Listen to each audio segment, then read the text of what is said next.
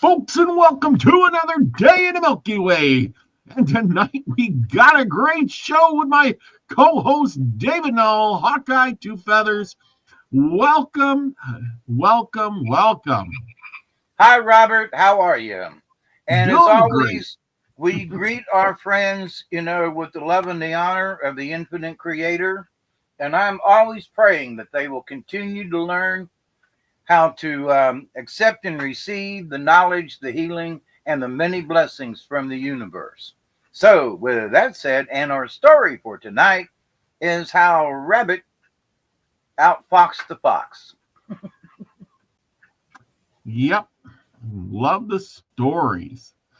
And welcome everybody as everybody comes in the door and joins us tonight.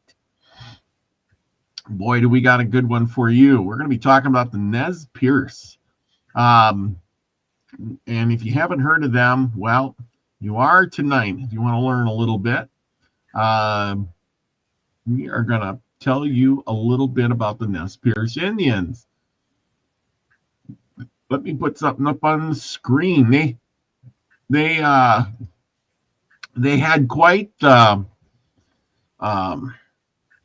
the heritage, and they were one of the last how could I say untouched tribes for the most part for their civilization, because they were just kind of stretched out there, you know what I mean? Yeah, but the Nez Perce also, they never gave up to the white man. Well, there's a reason why they didn't. They kind of lived a sheltered life. When I'm really researching this, I got this book, and you can see how thick that book is. There's a lot to do, and I've read about this much of that book, and I've already acquired a wealth of knowledge. Put it that way. So the idea is that there is so much more to them that we don't even know, because the white man really wasn't around. The first recorded meetings with the Nez Perce was from, believe it or not, of all people, Lewis and Clark. Go figure, huh? So we're going to talk a little bit about Lewis and Clark here in a second. And as soon as I can get this up. Oh, come on. How come it is when you want to find something and you can't find it? Anyway, so the point is, oops, maybe that's where I want to be. Nope, I wanted to be right at the end. I got my notes here, and I gotta. Anyway, the thing is, they met. When they met the Nez Perce, they were coming through the mountains. Remember, this was 1805, and by this time, the country had been, colonized. They missed the Nez Perce. They missed all the wars. They didn't know anything about the Revolutionary War. They didn't know about colonization or the white man or any of that stuff. All this stuff was non-existent to them. And so when Lewis and Clark met the Nez Perce in around September 1805, it was a very interesting but peaceful encounter, in their expedition. This meeting happened when they were pretty much wore out. They were coming through crossing the Bitterroot Mountains in present-day Idaho.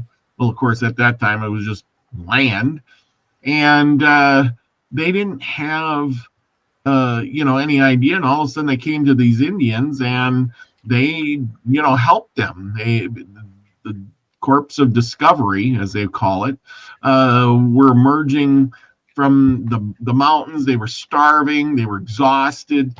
Remember, they're carrying all this stuff, and they decided here's these nice Indians, and they they're going to do a little trading with them, and they met with members of this. I don't even know how to pronounce it. Wellaput band. And they accepted them right off the bat, and they gave them horse meat to eat, and gave them a tent to live or stay in. And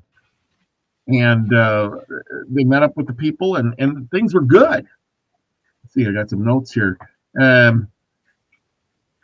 Until they left, so things were good. These Indians that they met, they had almost all of them had a pierced nose with a piece of a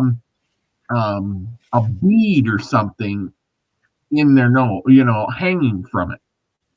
And they called these the pierced nose Indians, which became the Nez Perce.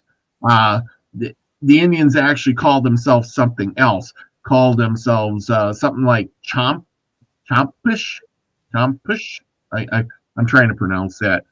But they were wearing this decorative bit of shell in their nose, and hence the pierced noses. So pierced noses became Nez Perce. You get it? So anyway. So it's French, actually. Yes. I mean, back in the day, they gave the expedition food, horse meat, camas root, fish, shelter, and help them, get back on their feet. Although when they gave them that fish, a lot of the guys got sick, if you didn't know. The Nez Perce also provided over 30 horses to them, so they could continue their journey to the Pacific. Anyway, Lewis and Clark buried some of their supplies with the Nez Perce for safekeeping as they left. Because they kind of trusted these Indians. They lived with these Indians for well over a month, resting up so they could make the rest of their trip. And then they returned in the spring of 1806, and they were, they reunited with these Nez Perce and retrieved their supplies, and again spent another month there waiting for the snow to melt in the mountains. Now, let's see where we got. I'm going to shrink this and go back. Let's see. I just want to say hi to everybody. We got Chris Smith in the house. We got Scotty Boy and Chloe. We got Lucky Stone. We got Nina, the Mystic Truther. Also, Sunset Dreamer, Elderberry, Savagely. Welcome all of yous to the show tonight. Richard the Red, thank you for being here. He says, hello, good evening, Robert and Hawkeye. So, anyway, I hope you're going to enjoy this. What do we know about these Indians? Not a lot before Lewis and Clark got there.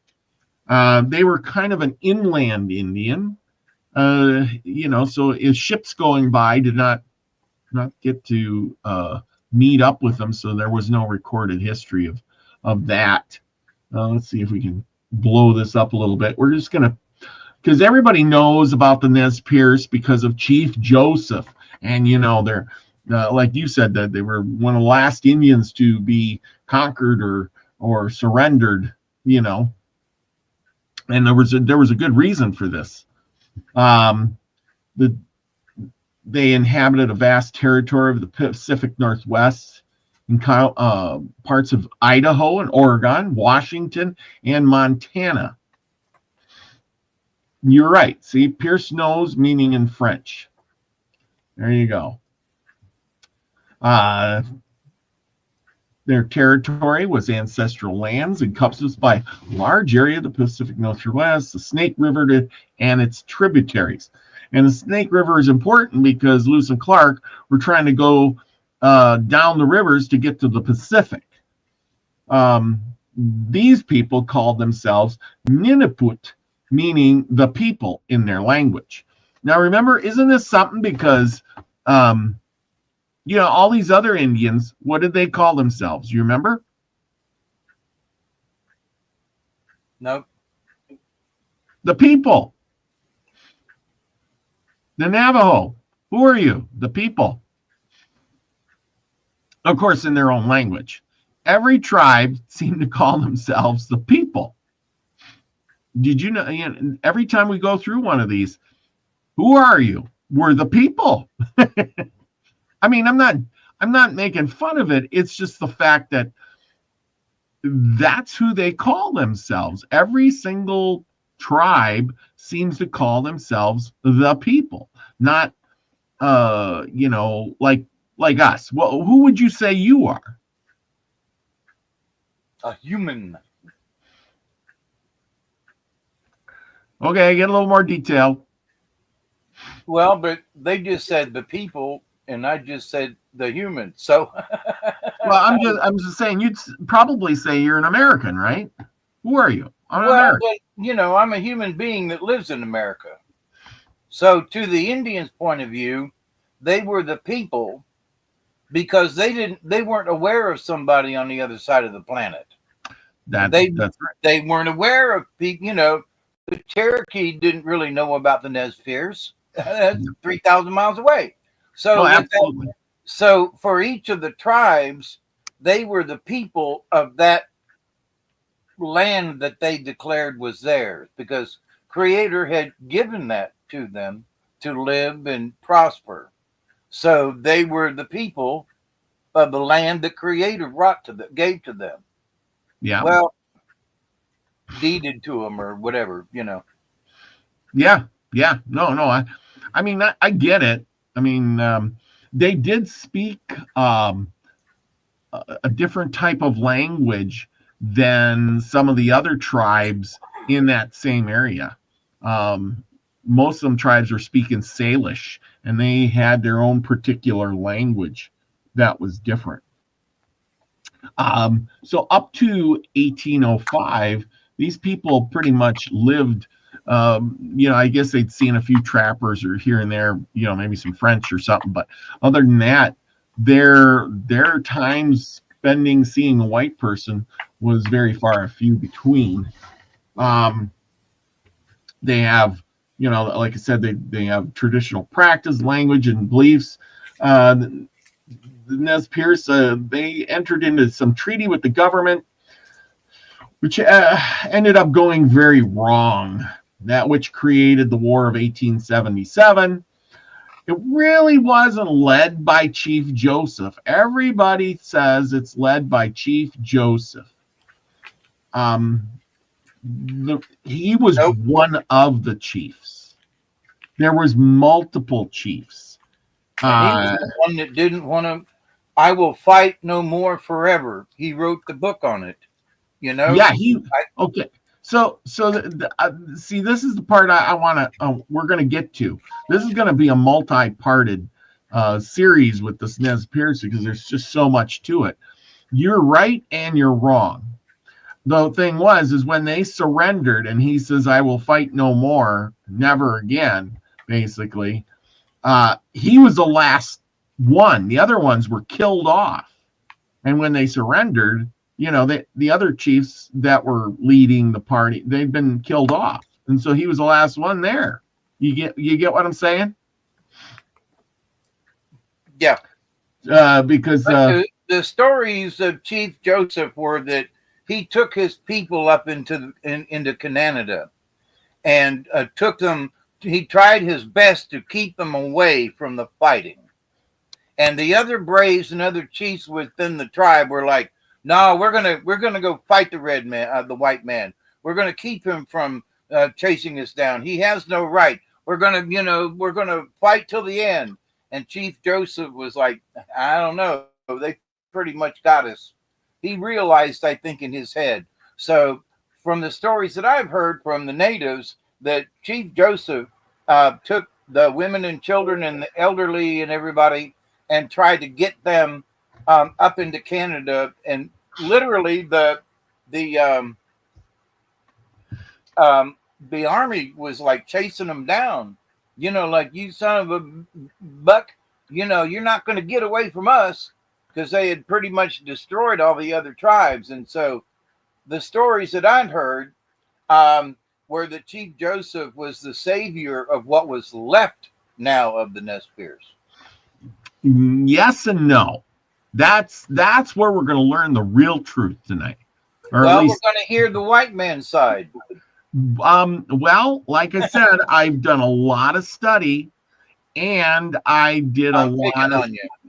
Oh yeah. Well, you know me. I'm studying not just here, but I've watched a bunch of videos with the natives telling the story themselves, and maybe we'll do a little bits and pieces of that too. I really hate to get YouTube to cancel me because of all of that. You know what I mean? The idea in here is that you're right. Chief Joseph actually was more of a shaman kind of guy. He was more of a peaceful chief. There were more warring chiefs out there, and I will find them in a second. And it wasn't that he was scared or a coward. It wasn't that. It was not that.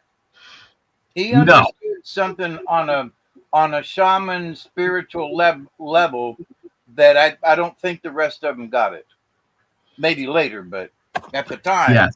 That's why there was dissension. I'm sorry. Go ahead. Yes. No. I mean, so there was Chief Joseph. Chief Joseph means what his Indian name. What was it? Hinmatu Yahlaka. I hope I did that justice. You know me. It is a meaning of thunder rolling down the mountain. Anyway, and he is the one that says, "I will fight no more forever." There was also Chief Looking Glass. Chief Looking Glass was the chief that really led them pretty much all the way, from their homeland all the way till they got caught. But he was killed just before they surrendered at Bear Paw Mountain. Okay, so he led them most of the way. Was Chief Looking Glass. He was the big chief. Chief Joseph, as you were talking about, he was the chief that would, after reading a bunch about this, he was the guy when all the other guys were out there fighting. He was the one that would round up the women and children at the one battle, or at least some of the battles that I've read, and he would take them to safety. You know what I mean? Yeah. So, like I said, each one of these guys has a part to play. Just because you're a chief doesn't mean you're the one making all the decisions. We also have Chief Whitebird, and he was a spiritual and war leader during this, exodus. He co-led the Nez Perce with Chief Joseph and Looking Glass.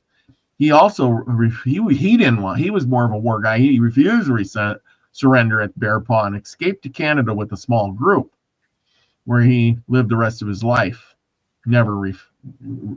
And of course, there was Chief Tulahoos.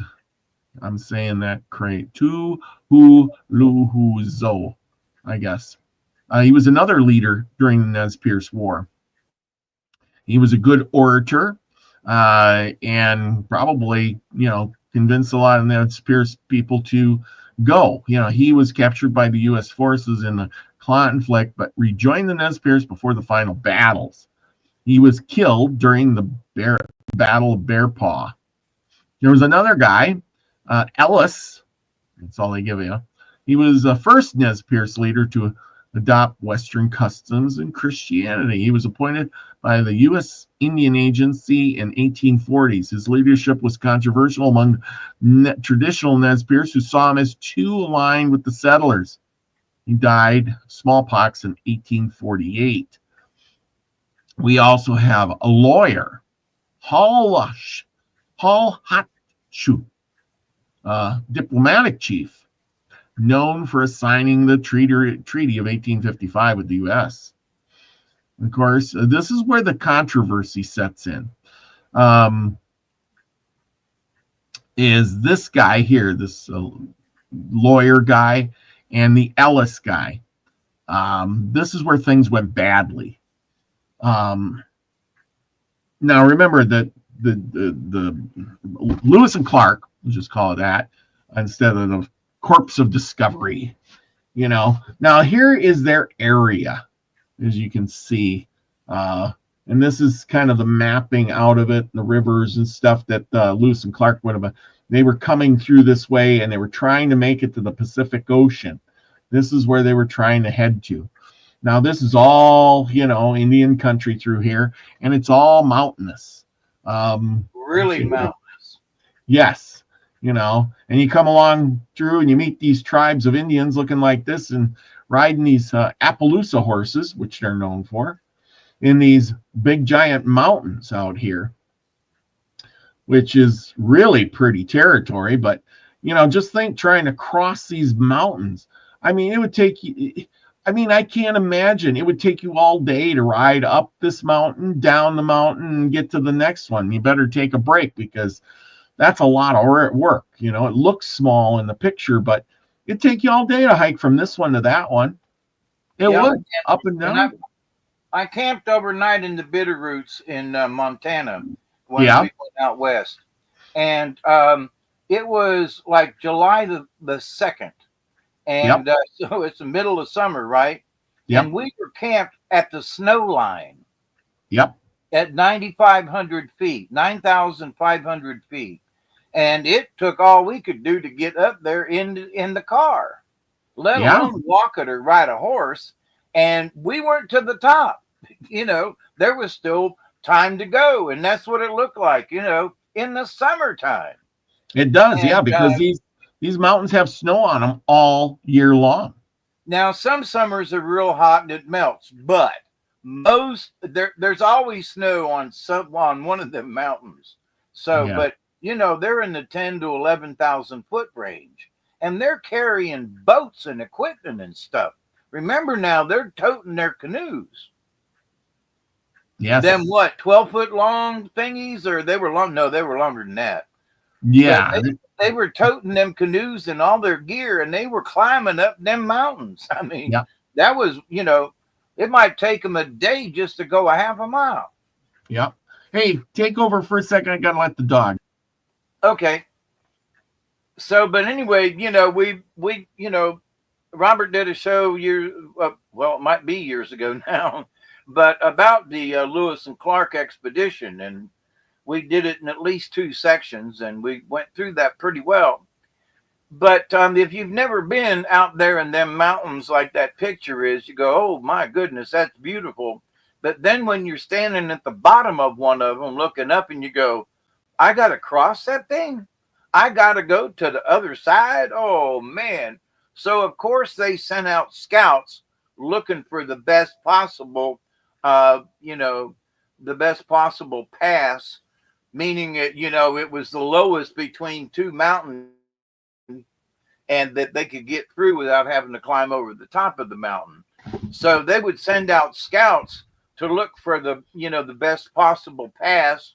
And of course they had the Indians to help them out. But still, we were sort of in a little notch on the mountains, and we were at 9,600 feet. That's 9,600 feet. And, there's no way I'd try to carry a kayak up there, let alone a canoe with gear. But anyway, well, so, I think it was really tough for them. I think they left the boats on the one side of the mountain. They climbed the mountains.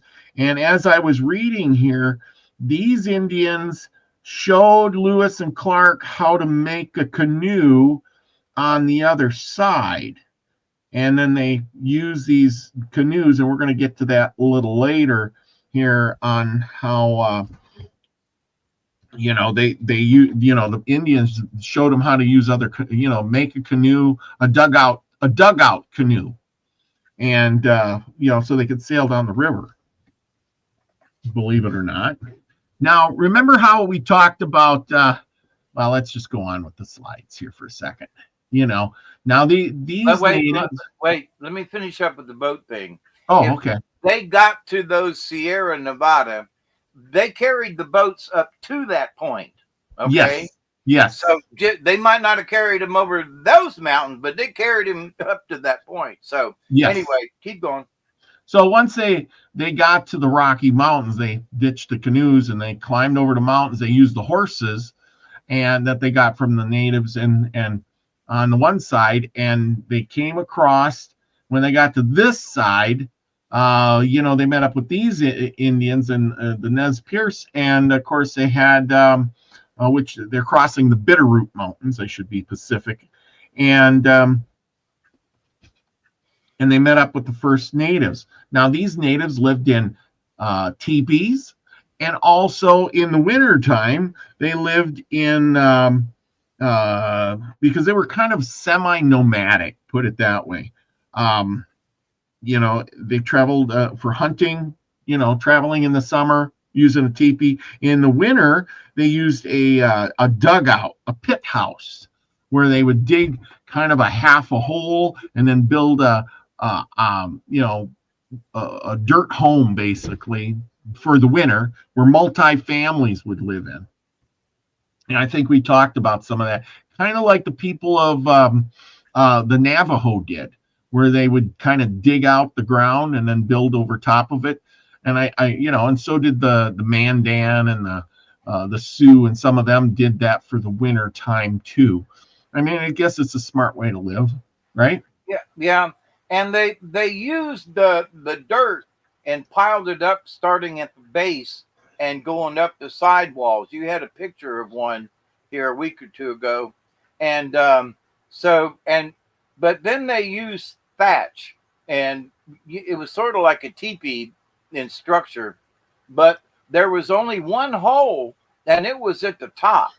Yeah, they didn't have a door at the bottom because it would snow 12 feet, and so I talked with some folks who lived up there at a powwow one time, and the women were like, "Oh no, we got the ladder and we climb up the ladder, and what if grandma's got to go to the potty?" And they said, "Well, we got grandma a pot, but we have to carry it up the ladder and dump it out." And I was like, "What?" So, I'm thinking, first of all, 12 feet of snow, that's one thing.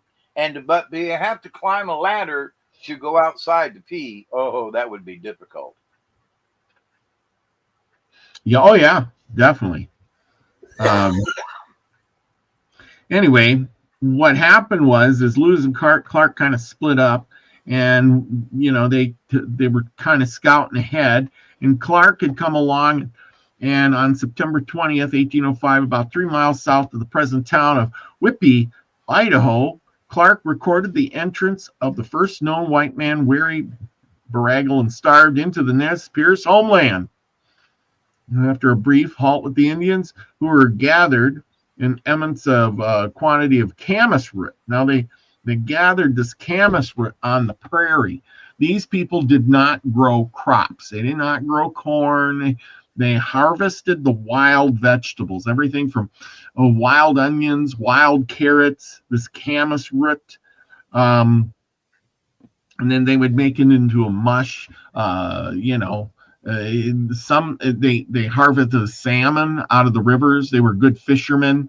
They basically, most of their villages and things were set up on the rivers. You know what I mean? So that they could fish and harvest fish. That was kind of a, travel too, canoeing, like you were saying. They also had, water is that thing we all have to have. And, it just makes sense that they'd find a good river to camp by. Just me as an adventurer and a camper, I always look for water so I can wash out my dishes. I can have, maybe something to drink, or, so water is absolutely the first thing they would look for. Yep. Of course, they ate berries, salmon, it says here. Anyway, Lewis, part of the party, was still coming through the mountains, and eventually they met up together, and they stayed with these Indians. The men made a long, difficult climb down the bluffs into the river valley, 2 miles down the stream of a fishing village of a headman who they understood was named Twisted Hair. They found him a very cheerful man, about 65 years of age, with apparent sincerity. The explorers camped with him that night, giving him an Indian trade medal bearing President Jefferson's likeness, and smoking with him till 1 o'clock in the morning. So again, they're giving out these Indian medals, or these trade medals. Remember Washington? They gave out medals back in the day with Washington's face on them. And now they're giving them out with Jefferson's face. I wonder if they give them out with Trump's face now. Well, he gives them hats. Oh, yeah. Yeah, that's right. We went from medals to hats. Okay, so once they got to Twisted Hair's camp, the Indians gave food to the newcomers, after which Twisted Hair made a map on a whitened elk skin and showed the river route ahead. The explorers, because that's what they were looking for, they were looking for a river route. The explorers had already noticed white and blue beads and bits of brass and copper among some of the Indians. They were manufactured items that must have been left on the Pacific coast by sea traders and bartered inland. At least that's what they think. So were these Indians visited by other white men at some previous time in history? We'll never know. They were visited by the Chinese. It could be, because he said the Russians, which are the Russians on the East Coast, along that time. They're Russians, but not so much like the western part of Russia. Well, exactly. And by the time this happens, this is 1805. People had already been up and down the California coast multiple times. Everybody from the Spanish to, like you said, the Russians. If we go back to this picture, we can see that, here's their area, and, going out to the ocean area here. This had already been discovered. People had set up settlements along the coast because it was easy to get your ship in here, especially up by Seattle. And then, but now you have to make your way all the way down the river to, the inland. And of course, this is all mountainous. And that makes it really hard to get there, especially going upstream. Anyway, let's see. He made now the inland pointed out the maps where they believed the white people lived near some of the falls in the big river. It was obviously the Columbia. And close to its mouth, and Lewis and Clark saw that they could get there all the way there from the Kuski by canoe. Of course, after distributing more medals, 2 American flags, one for the war leader who was away. There was another guy, another chief. They gave out some tobacco and various trinkets, and the party made its way during the next 2 days with Twisted Hair's village on the river. The journey suddenly became a nightmare for most of the men, including Lewis, were stricken with dysentery caused by the fish and roots they had eaten. 8 or 9 men, so unwell that they were compelled to lie on their sides on the side of the road. Captain Lewis, he was very sick. He says, I gave some salts and tartar, wrote Clark. Anyway, so these guys got dysentery, and that is not good. Eventually, poisoning. Yes. Of course, you're eating strangers' food. They're used to it. You're not. Eventually, the men's health improved. After the hunters began bringing in deer meat, the men that probably weren't sick, and the expedition continued on. They fashioned canoes, a catch for their saddles, and boxes of spare powder and balls. They turned their branded horses over to Twisted Hair. Can you imagine now? They got these horses that they got from somewhere, and they branded them already, so they knew which ones were what. Can you believe that? Well, they could have been branded on before they brought them over the mountains. No, they got the horses from the Indians. I know, but they were on one side of the mountain. They crossed over, then met them near Spears. Yeah, but Indians don't brand their horses. Well, apparently they did. Well, I imagine. Because why would Lewis and Clark brand them? Because that's what white men do. Yeah, but Well, yeah, I'm just thinking, like, the natives don't shoe their horses. They take the shoes. The first thing they do is take the shoes off. Whereas a white man shoes their horse. The white man brands their horse. Indians don't. Same thing. Just like a saddle. White man, they're bringing their saddles along. And, the Indians didn't have saddles. They rode bareback. Maybe throw a blanket on or something. You know what I'm saying? Yeah, and I would wonder where did they carry saddles all the way to there? Well, that's what it's saying here. I know, but they did. We covered Lewis and Clark before, and we went, through some of the stuff that they carried and all that kind of stuff. And nowhere in that was their, saddles, because they were going on the river and they didn't know if they were going to find a horse or not. Yep. So, but now they have saddles. Okay. I'm just wondering, did them saddles naturally appear somewhere? Or maybe the saddles were just nothing more than a piece of leather or something. They're not I've picked up a traditional saddle. That sucker's heavy. And how many men were there? How many horses did they put saddles on? You mean they carried that many saddles all that way? I'm just saying. Well, I beg to differ with you.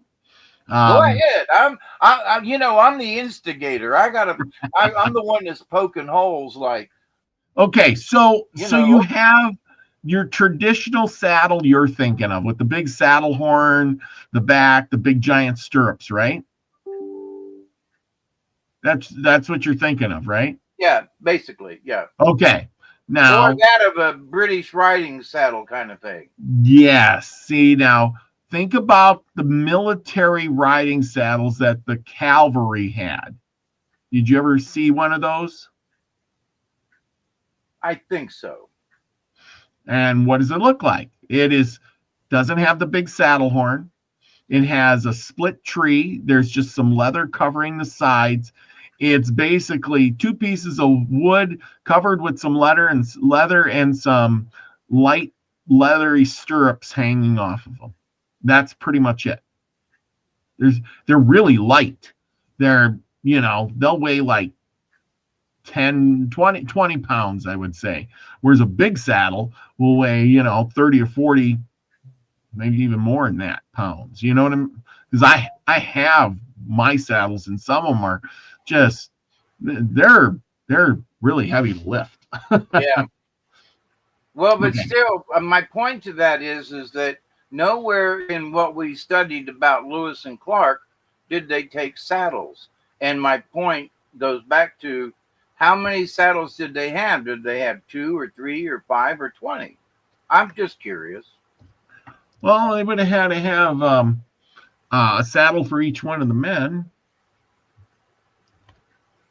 Okay, hang on. I'm going to Google this so we can see an image of a cavalry saddle. And I know I'm being a pain in the tuchus, but no. I'm all for that. They had equipment and stuff, but they still had a bunch of musket balls. Yeah. They still had powder. They had to tote all that. They still had the metals. They had all that. So, but when you start adding that stuff up, it weighs a lot. Yes, yeah, and I agree. That's why the saddle has to be really light. So here's a cavalry saddle, if you can see it. It's basically just some leather. There's a big hollow piece in the middle, no saddle horn, few straps, and here's one all packed up. You know, you got your blanket, saddle bags. I can imagine this is about what they had, being light and to carry. All this equipment here probably weighs less than my saddle alone. You know what I mean? Yeah. But it's still 40 pounds.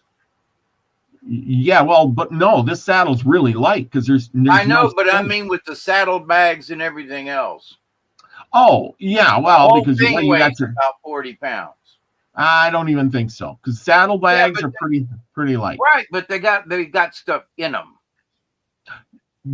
Yeah, all those balls and powder and so things. that saddle bag ain't just leather. Is my point. There's stuff in it. Yes, but I mean this separates from the saddle. You know, I understand that, but I'm talking about total weight in the canoe. Yeah, the saddle bag is there, but it's full of stuff. It's not light. Yeah. It's full of stuff. Yeah. Well, I totally get that. Think of all the medals and medallions they were bringing along. Look at him. I mean, they get over there, they climb the mountains, and he's giving them, he gave them 2 American flags, tobacco, various trinkets combined with, other things. And I'm thinking, okay, where'd they get all? They've been lugging this stuff over the mountains. That's my point. I'm with you. They lugged all that stuff 3,000 miles to the Pacific. Well, I know. No wonder why they were ditching the saddles they're bringing. Well, they ditch. It says here. It says they were compelled. And okay, he said the hunters began to bring in the deer meat and health improved. The expedition members fashioned canoes. They cached their saddles and boxes of spare powder and balls, meaning they're not bringing them, and they turned their branded horses over to Twisted Hair and members of his family, who promised to take care of the animals until the explorers returned from the Pacific. On October 7th, the men loaded their canoes and set off down the Clearwater. Now, my question is, if they left their saddles, they cached them, means they left them in a... Cached them, yeah. And left their horses. They branded them so that they knew what horses were theirs when they got back. And then, like I said, then they took out in these canoes. I don't know how I have a thing here where they made the canoes or something. But anyway, they went down here. Some places the river was deep and gentle, but the others, the canoes shot through dangerous rapids or grounded on shallow bars. The men made good progress, passing many small Nez Perce fishing settlements of grass mat lodges. A serious accident held them up for a day. One of Gass's canoe split open against some rocks and sank. Remember, they're sailing in these dugout canoes. If I can find one here, a dugout.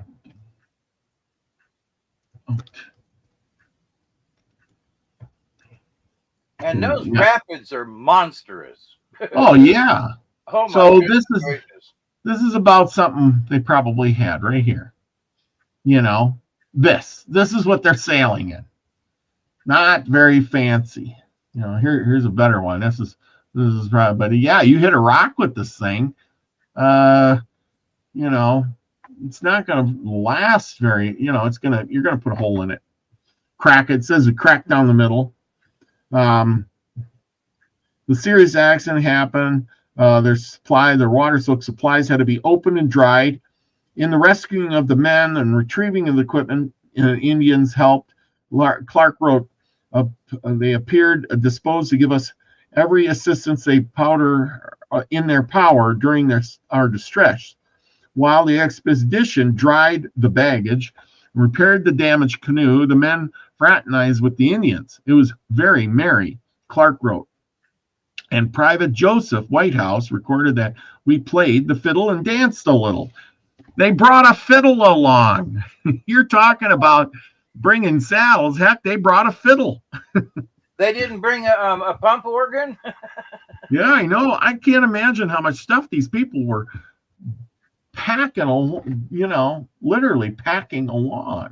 It doesn't seem like there's enough of them to pack that much stuff. I know. I mean, Yet every they should time have had another 20 people. yeah, the more they're talking about these people, I'm thinking, who's hauling all these things? Oh my God, there must be 100 guys, but there's not. On October 10th, the expedition set off downstream again, passing more villages and small mound-shaped sweat houses and arriving at the juncture of the Snake River, whose deep bluish-green waters flowed past them between high bluffs and almost treeless plateau country. As the groups of mountain Indians, clad in their leather shirts and leggings, watched in benches and hillsides, and explorers swept around the bend to the current of the Snake River and headed down it against a swift wind. After a mile, they pulled ashore and made camp on the north bank. Indians gathered around them and gazed at them with interest, and some of them rode boldly into their camp and made friendly signs. But east of the mountains, the Shoshones had referred to this country west of the Bitterroots as the land of the pierce-nosed Indians. And then ever since, explorers have arrived there at the Whippet Prairie, they have heard the natives calling themselves something that sounded like a chumpish. But it had, anyway, they were wearing the decorative nose. We talked about that. Okay. But there's where they got their canoes from. That's what they did.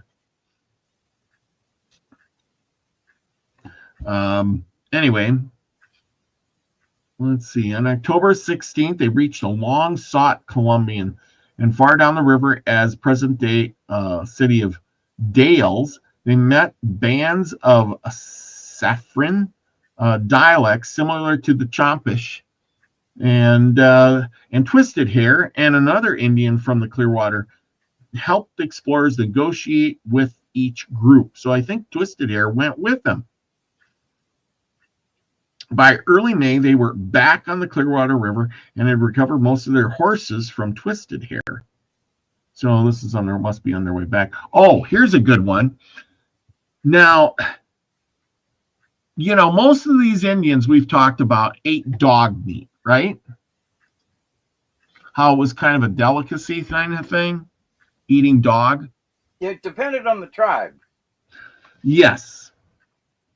Okay, so Lewis and Clark, they were pretty much down on their supplies, and they were eating dog meat. Anyway, the explorers stopped several times at villages to purchase provisions, and at one place bought 7 dogs to eat. They inspected an underground sweat house in which the Indians dashed water on heated rocks to send up clouds of steam, and observed fishing villages and paraphernalia of the Indians' fishing economy. Okay. So, what is this? Unable to secure meat, the explorers were occasionally forced to eat dogs. It disgusted the Nez Perce, who, unlike some of the Plains tribes, did not eat dog meat. Clark reported that at one time, a Nez Perce very promptly threw a half-starved puppy into the plate of Captain Lewis by way of discretion, or are eating dogs, and laughed very heartily at his own impertinence. Captain Lewis was so provoked by the insolence that he caught the puppy, threw it with great violence at him, and struck him into the breast and face, and seized his tomahawk, and shrewd him by a sign that if he repeated this insolence, that he would tomahawk him. A fellow withdrew, apparently much mortified, and we continued our dinner without further molestation. Oh boy. Molestation. Yeah, molestation. So, they were eating dogs, and it disgusted him so much. Well, but it wouldn't disgust you to eat horse meat? Yeah. Because the first thing they got when they came over the mountains, because they look emaciated, was they gave them horse meat. Isn't that what you said? They did. And I So, think that to me, that would be disgusting. Oh, yeah. Or as disgusting as, eating a dog. But, I mean, out in the wild, you eat rabbits, you eat prairie dogs, you eat a lizard if you can get him. I mean, there's snakes. You eat all kinds of critters. And, if you're hungry, you don't think twice about, oh, it's a dog. Oh, it's a cat. Oh, it's a rattlesnake. No, you're hungry. You kill it and eat it. They usually cook it, but, Well, when they came into the Klamath Valley of Clearwater, and they were coming, I'm pretty sure they were coming back now. It was about 150 feet in length, contained 24 fires. So they're coming into this big village, right? Clark blessed the village, numbered about 100 fighting men. Women nearby were pounding and grinding root meal in their mortars, and noticed the noise reminded Clark of a nail factory. I don't know what a nail factory sounds like. More impressive to the explorers was the sight of an American flag that they had left for Broken Arm in the fall, flying from a pole near his lodge. Now, when they met up with Broken Arm, and the war chief greeted the explorers at the flagpole, and he gave them horses to kill for food, and ordered a leather teepee erected for their use.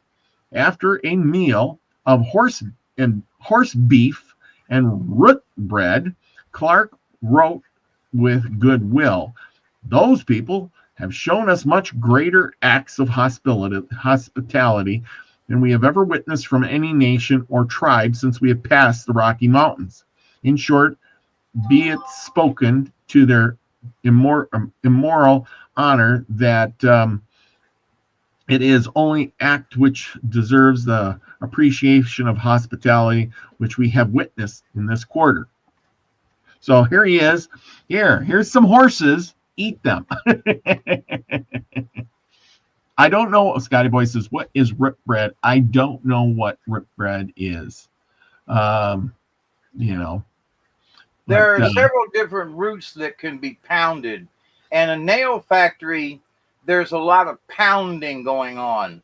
There are, machines that dang, dang, dang, dang all the time, right? Nail factory. But so, the ladies who were pounding the rocks and the mortars, there were so many of them, there was so much noise, it sounded like, a machine shop.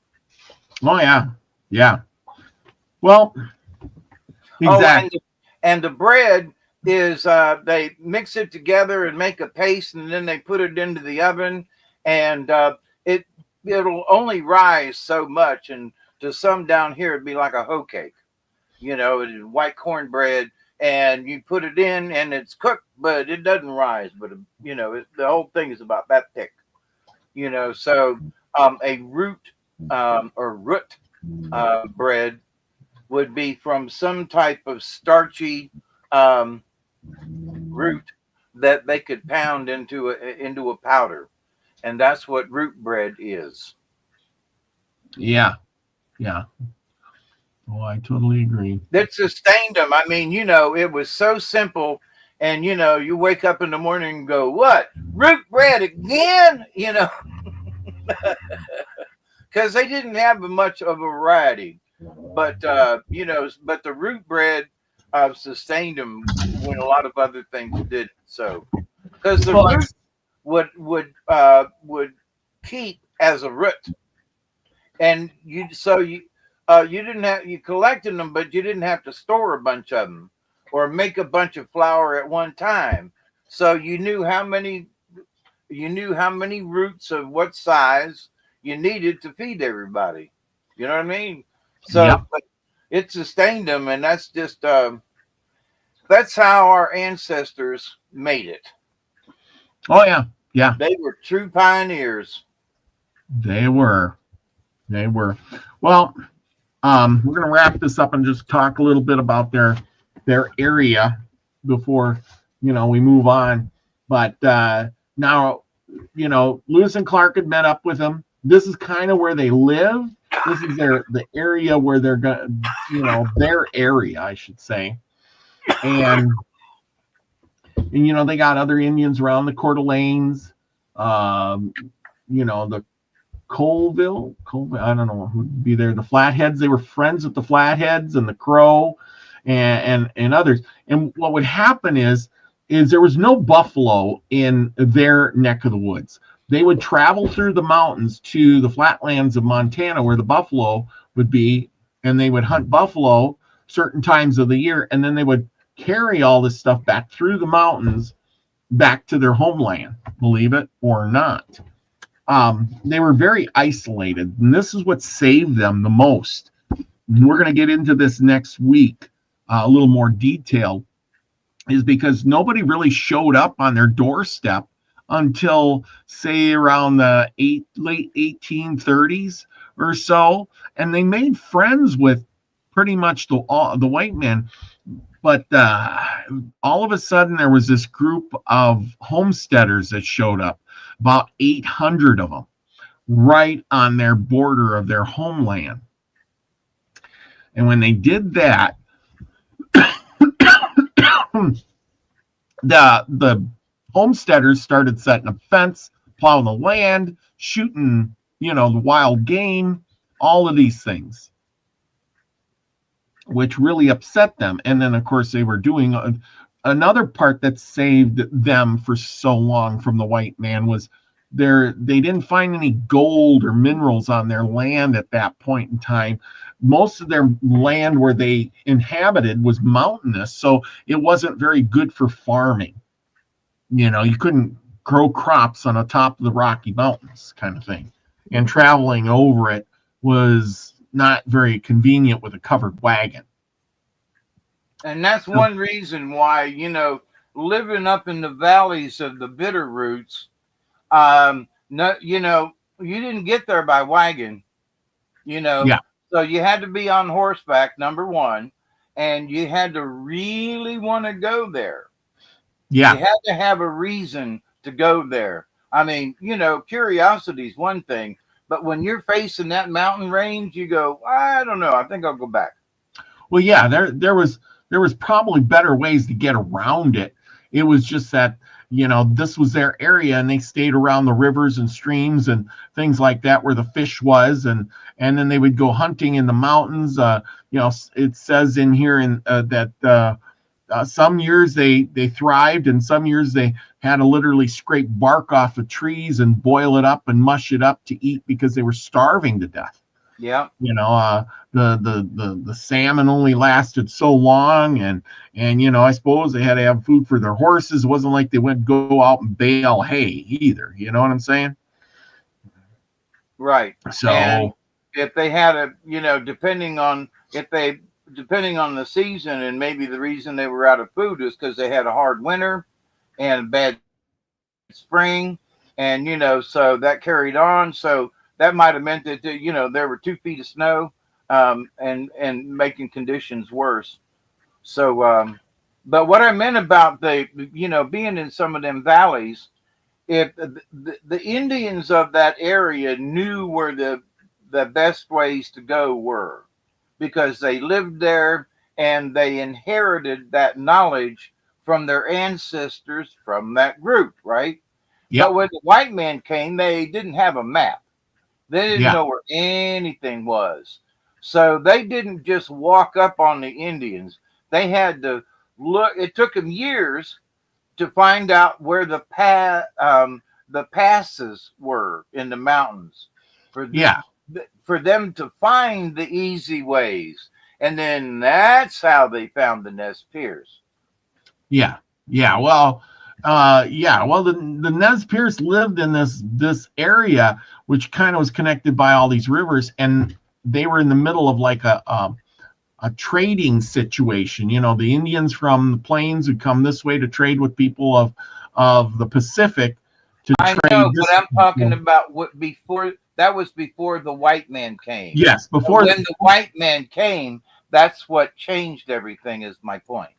Oh yeah. Then things change. I mean, that's why they being out here in the mountains, that's why they survived so long as their kind of little tribe, because of the fact that they didn't get touched. Nobody's coming there.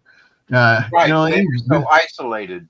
Yeah, so isolated, and so they weren't bothered until just like always, something goes on, and as you can see by this, the white man's coming, and the United States government shows up, and this is what it started. It all was this land. They showed up and said this treaty of 1855. Why? Because the white settlement increased, and Chief Joseph, and of course a bunch of other chiefs didn't want to go. But what started out was the white man showed up, and they wanted land. And of course, along with the white man showed up the missionaries. And I love the story about how I'm reading how when the white man came, they came with the missionaries. Now the missionaries went to the natives and tried to convince the natives to give up their religion, cut their hair and believe in God and give up, their way of life and become more of a white man. Now, it says that according to what I read, it was talking about 50. The thing was about 50-50. Some of them would give up, their religion in order to follow Christianity, but they didn't want to give up the ways of life. Some would give up their ways of life, but they didn't want to join Christianity. And some didn't want either or. So it was kind of divided. Once you divide your people, this is what I got out of it. It was basically dividing the people, just like religion does today. It divides. Some people are, oh my gosh, I gotta go to church every week. I gotta pray to God for everything, and other people are like, I don't care. It doesn't bother me. And so and then the religions fight amongst themselves. And that's what exactly happened. They introduced a new religion and a cultural way of life by these missionaries, and it divided the tribes up. Then some of the Southern Baptists showed up. Yeah, pretty much. Well, and then of course there was more white people. It also, then the government had to come in, and then they got the tribes to sign a treaty, which about the government didn't understand the tribes. They didn't understand that each village or whatever was basically its own little independent tribe. It was, a blank, because they spoke the same language down the river, that wasn't part of their tribe. There was another chief down the way. First you have Twisted Hair over here, and then you got Broken Arm over there, and then you got Grizzly Bear guy over there, and each one of those is a chief. And to that point, that's what a sovereign nation. That's why there were 500 nations of Indian tribes, because this group declared sovereignty amongst themselves. Yeah. And this is our plot of land. And why is that our plot of land? Because we've been hunting it for years. That's why it's ours. And it was sort of like what they told the settlers. If you can go out there, you can have 40 acres, but you got to homestead it for 10 years. Yep. And if you ain't there after 10 years, it goes to somebody else or we get it back. Yep. And a bunch of people took that, as a thing. But, back in the 80s, I was going to do that. And I settled here and homesteaded here instead. But to the point, you start out with just a piece of dirt and you work from there. And that's what I did. And that's what they did. They went out, found a piece of dirt and said, this is home. And they did the best they could to live on it and keep it. So, exactly. But the Nez Perce is just like, hey, we set up camp here every spring. What's the big deal? And they were like, no, no, no. You know, we have to, we've settled this land. We have to keep it for 10 years and we have to homestead it. And the Indians like, what? So the concept of these two things was to this day, they still have issues with that. I still have issues because basically what the government did was claim eminent domain. So the government took over the land and then turned around and said, okay, settlers, if you homestead it, you can keep it. Yeah. No, I agree. So they built villages and they built farms. They produced things, and that grew the economy for them to tax them. Yeah, well, and that's what the government wants. Government wants you to produce things so they can tax you. Own a chunk of this is yours. Now you got to pay taxes on it. You know, oh, you farm, you sold some product, I get a little bit of money from that. You know, the Indians, they didn't make any product. They didn't really say they owned the land. You know, you can't get taxes from somebody who doesn't work or produce anything. Right. And I totally agree with that. So what the turn of the tide was, this guy, this Nez Perce leader, remember I was talking about Ellis? Well, anyway, he adopted the Western customs of Christianity. And then he was one of the first U.S. Indian agents appointed in 1840s. And he wanted the Nez Perce to convert, you know, to this. He understood the Indians, that there was different tribes, but he was also trying to get them to sign the treaty. He wanted them to become like the settlers, you know, and adopt Christianity and the Western customs. But he died off as the smallpox came around. The measles and the smallpox came around and killed off 90% of the population. Again, you know, wiping a lot of these people out. And of course, then this other guy came along. His name was Lawyer, and he was a diplomatic chief. And he signed the Treaty of 1855. And then he worked closely with the missionaries and the government. So basically backstabbing his own people. Now, we can look back on it saying that, but I think back in the day, people probably didn't see him quite that way. Yes, they did. Well, maybe they did. Oh, yes, they did. He was a turncoat. He signed a document which none of the rest of them agreed on. Nobody else signed it, just him. Yeah. So the rest of the tribe looked and said, he signed it. It's his business, not ours.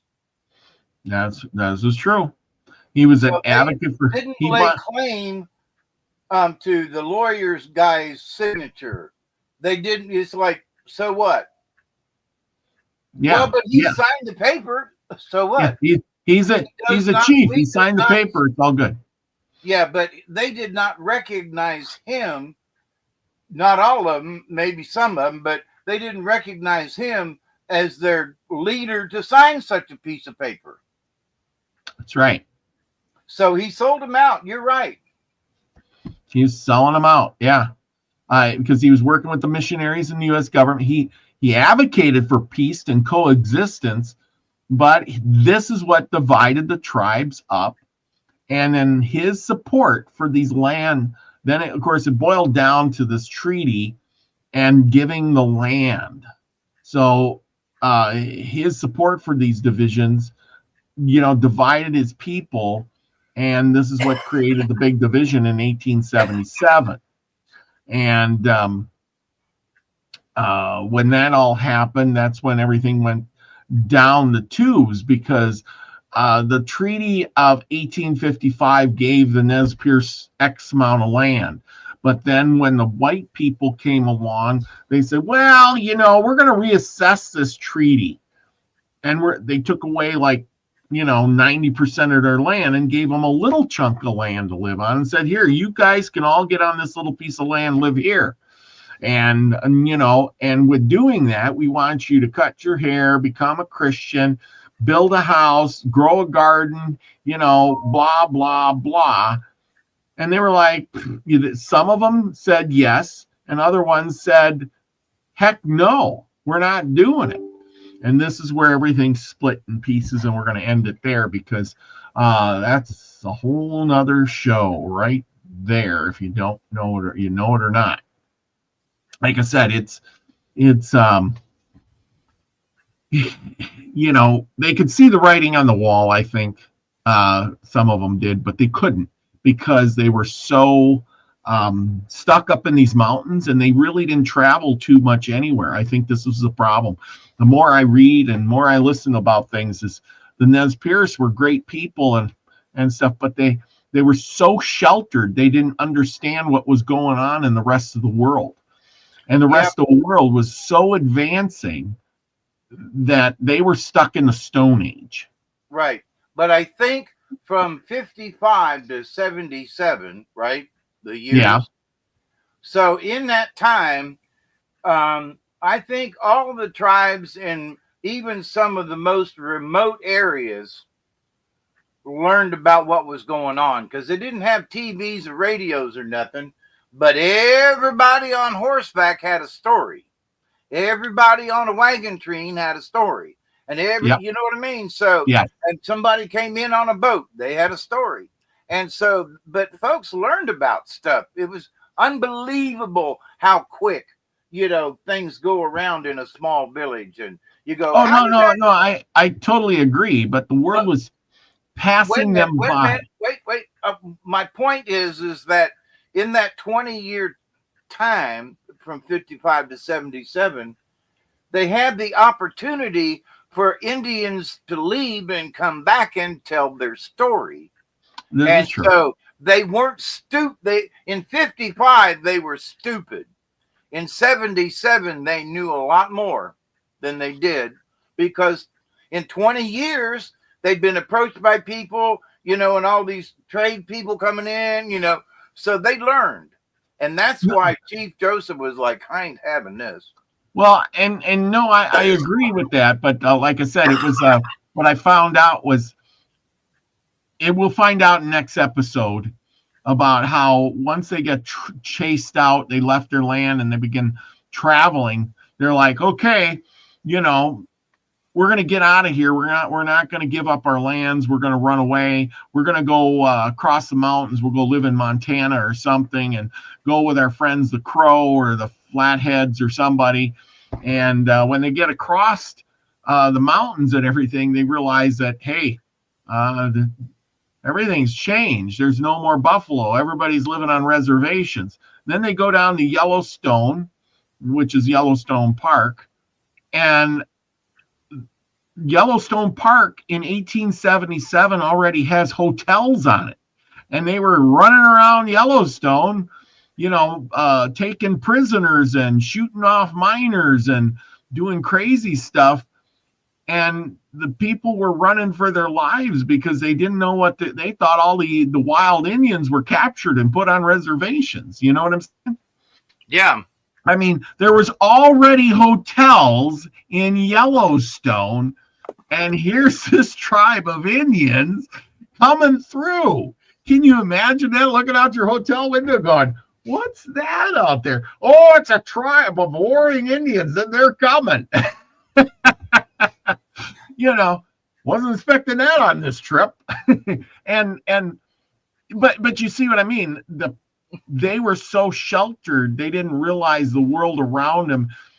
I mean, I can tell you a story, but you're not. And then, of course, what happened too was the reason they got caught so fast was the fact that the military, they didn't understand the things like a telegraph.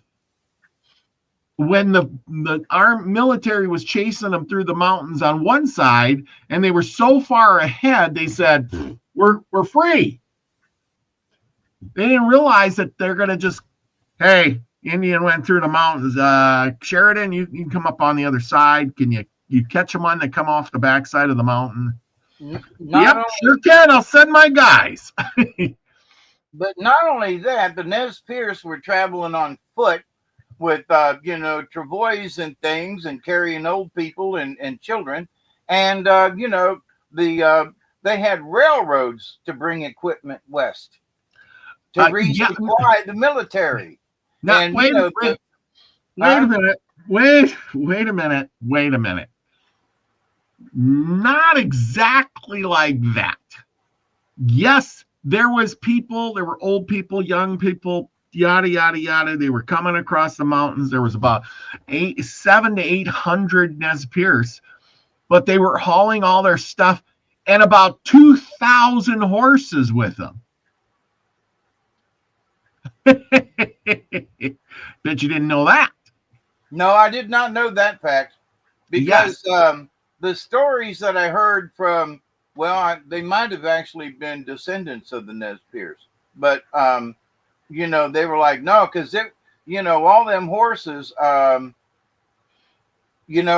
whatever it was still really tough for the 800 people. It wasn't easy. They might have had 800 horses, but it was still a chore, and that's from the word of the ancestors I've met. Oh yeah. No, I'm not just saying it wasn't. Yeah, but no, I did not know they had 800. That was not part of the story. Yes, there was horses. They were bringing all these horses with them. I was really amazed when I heard this. I was like, holy cow. They weren't traveling light. I mean, they were bringing a bunch of stuff with them. Anyway, so we'll find out more. I'll have more exact numbers next week. Like I said, I'm only a little bit through this big thick book here, and this tells a really complete story. Plus, I've been watching videos and things like that, and I can't go by all of it. I got to go by some, and then whatever I can find. So I'm doing a hard research. The point is, with all of this, is there's a lot of little facts that we didn't know. We just, like you said, they're running, they're getting away from the military, and the military didn't have to, at this point in time, the military didn't have to chase them. They got the telegraph and said, hey, you guys, we can't go through the mountains, you go around. And so the other military met them on the other side. And that's why the Indians didn't even put up a guard. But my point is that regardless, they were being pursued by the government. They were. That's what I mean by chased. Yes. Oh, they were definitely being pursued. What I'm trying to say is, just as we do now, you can't outrun, I guess, like the radio. You can't outrun the cell phone. You can't outrun, the wire line, because that's what connects and gives you the information. And that telegraph really sped it up, hey, they're coming around the backside. And they had no concept of the telegraph. And so they says, wow, we're free. They'll never come through the mountains. And then here comes the military chasing them down how did they know we're here? How did they know? And then so they took off again. And also by that time, there was a network of outposts of white men, Frenchmen, trappers, just basically mountain men doing their thing. But they'd go in to sell their supplies and go, I saw a bunch of them Indians, traveling up through the valley last week. They was heading north, so that news traveled also. Better yet, I'll top that one. I'm going to top that one. Yes, the trapper comes in and he says, I seen the Indians. And guess what happens? They post it in the paper. So as I was reading about all of this, not only, did somebody say, I seen some Indians, but once the word was out, it was printed in every single newspaper and distributed throughout all the states, and the communities. So now you don't have to rely on what the guy at the barbershop said. He prints it in the paper and distributes the whole damn town and in a day. And then it goes over the wire, and people in Pennsylvania are reading the newspaper. Might be a couple days later, but they're still reading it. Exactly. So, like I said, it was a quite the conundrum, and people couldn't believe it because a year before, in 1876, Custer was defeated, and they hunted down the Indians and rounded them up and put them on reservations. And Sitting Bull went up north to Canada, and everybody rejoiced, saying, "Oh my gosh, we got rid of all of the Indians. They're all captured and put away. We're, America's free. We're free now. There's only some Apache people running around. We got Geronimo out there causing some trouble, but that's it." And so there you go. Until the Nez Perce came along. And for the most part, they were kind of peaceful until they were being hunted. Anyway, why don't we continue on with the story? Enough of mine. Yep. It's story time, ladies and gentlemen. And while we are waiting for you to get ready, everyone, we have, I want to present this. Hang on a second. We have something special here. And made by Nina. And she has, how did I do that one? Anyway, she, stop share. I have to do this again. She made me a little presentation so I can tell you all about the shirts and mugs with my name on it in this nice little 2-minute video. So go get your drink and get ready for your story. Oh, I'm ready, but go ahead. Here you go.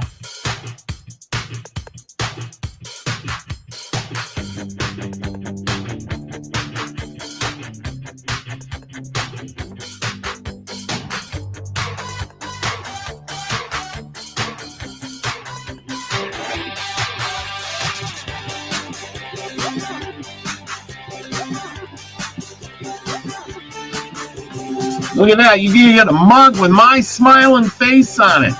Or a shirt. Ain't that wonderful? You gotta love it. I don't know. He looks pissed he has got to wear it. I don't think he looks as tough as I do, though.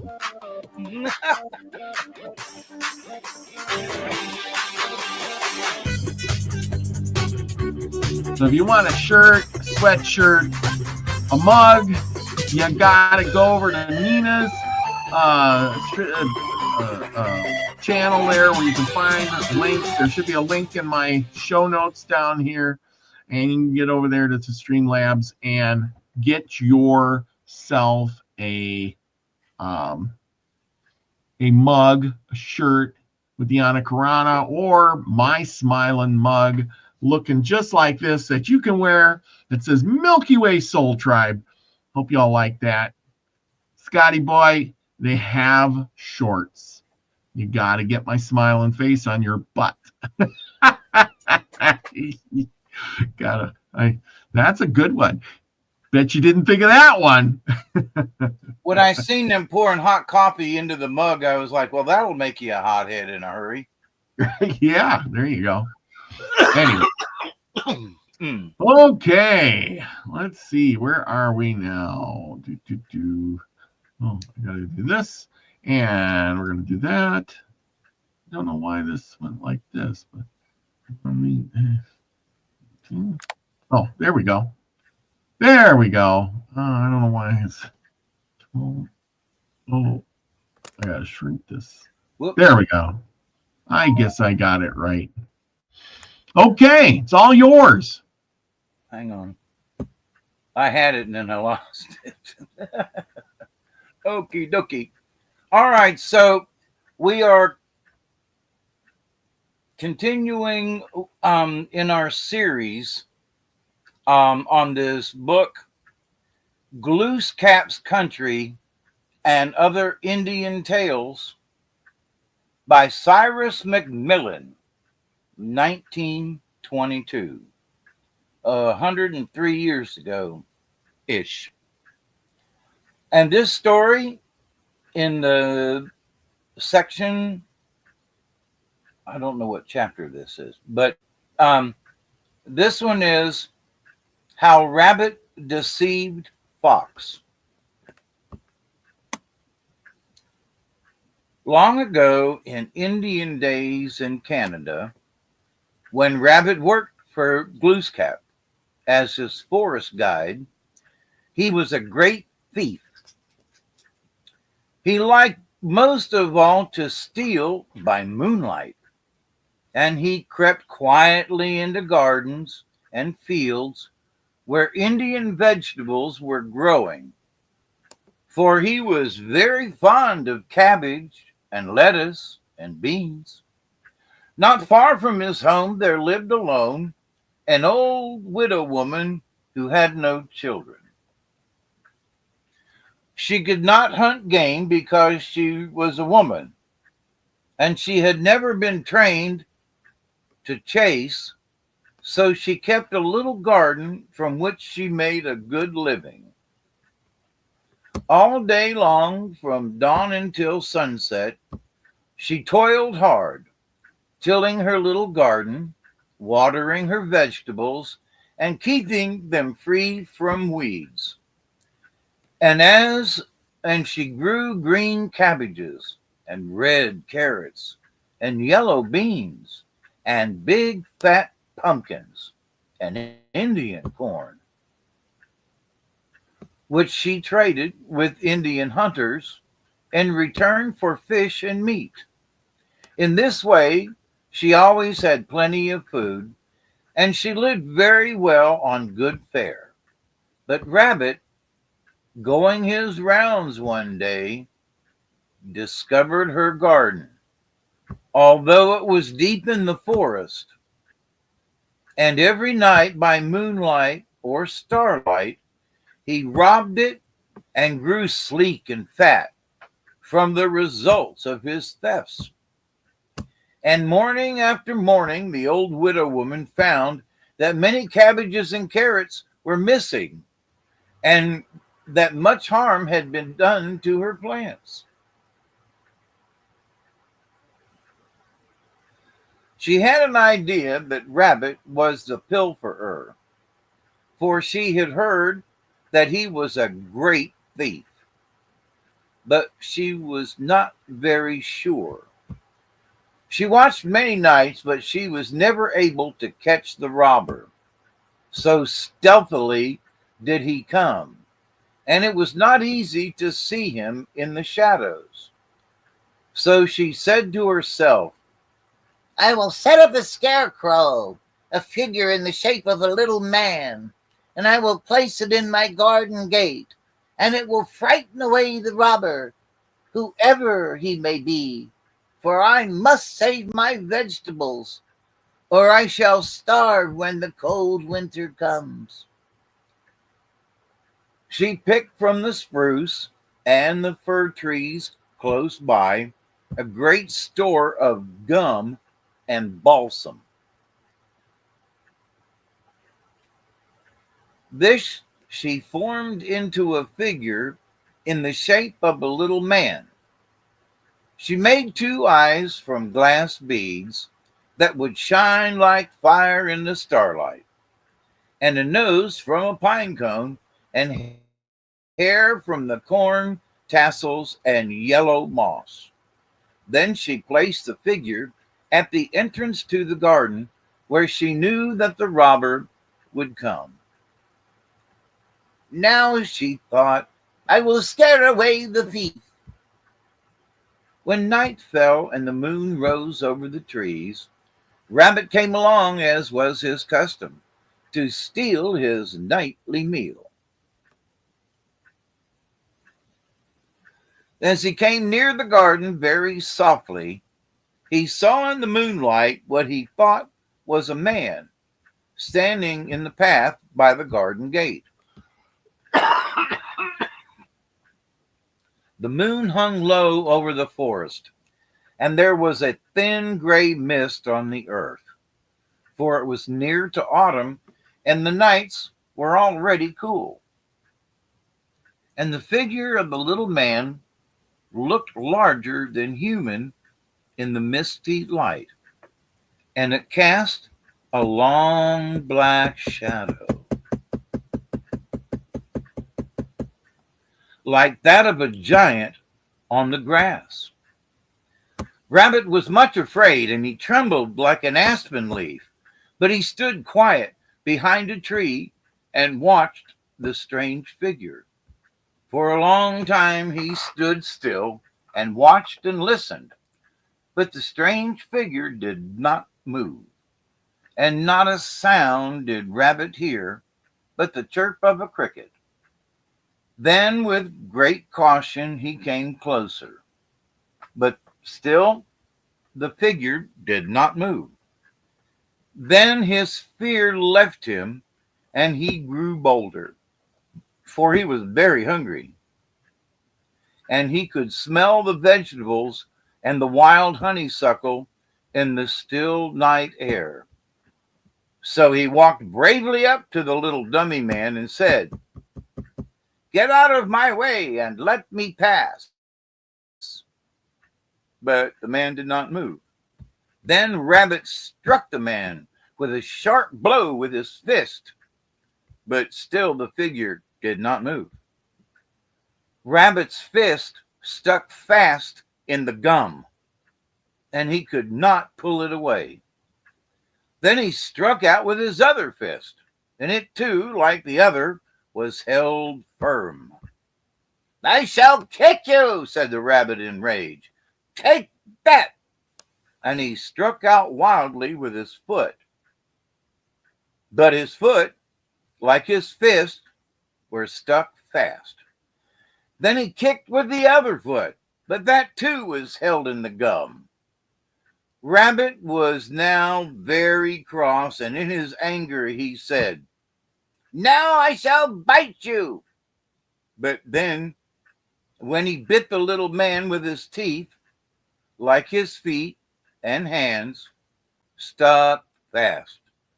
Then he pushed with his body with all his might, hoping to knock the little man down, but his whole body stuck to the dummy figure. He cried out loudly, for he was now beside himself with fear. And the old woman, when she heard his yells, came running out of her house. "Aha!" she said. "So you are the robber who has been stealing from my garden. I will rid the world of a pilfering pest, for I will kill you this very night." Then she pulled him away from the gum figure and put him in a strong bag and tied the mouth of the bag with a stout string. She left the bag on the path by the garden gate and went to look for her axe to kill Rabbit. While Rabbit lay there wondering how he was going to escape, Fox came prowling along. He stumbled over the bag, for he did not see it in the shadows, and he plunged forward headlong to the ground with a great thud. He got up and rained kicks upon the bag. He was mad because he had been tripped. He kicked poor Rabbit's back until Rabbit cried with pain. "Who are you in the bag?" asked Fox when he heard the cries. "I am your friend Rabbit," was the answer. "What are you doing, hiding in the bag?" asked Fox. Then Rabbit suddenly thought of a way to escape. He knew that Fox had long been looking for a wife, but that no one would have him, as no one trusted him, because his fame for treachery and slyness was so great. "I'm not hiding," he said. "The old woman who owns this garden wants me to marry her granddaughter, and when I refused to do it, she caught me and shut me up in this bag. She has just gone to bring the girl from her house, for she is determined to make me marry her here in the moonlight this very night. I don't want to marry her, for she is very big and fat, and I am very small and lean." Then he cried, "Boo-hoo, boo-hoo-hoo," again, and Fox said, I've been looking for a wife for a long time, and I like fat people. Let me get into the bag in your place, and I will marry the granddaughter instead, for the old woman will not know me in the shadows." And Rabbit gladly agreed. And then Fox untied the bag and let Rabbit out and got into the bag himself. And Rabbit tied up the mouth of the bag and hurried away as quickly as he could. Soon the old woman came back, carrying her axe. She sharpened it on a stone and said, "Now I will kill you, and you will thieve no more in my garden. A poor woman must live untroubled by such pilfering rogues." When Fox heard these words and the sound of the stone upon the axe, he knew that he had been deceived by Rabbit. And when the old woman opened the bag, he sprang nimbly out with a sudden bound and was away before she could catch him. He swore by the starlight that he would have vengeance on the Rabbit. All night long he searched for him, and all the next day, but he could not find him.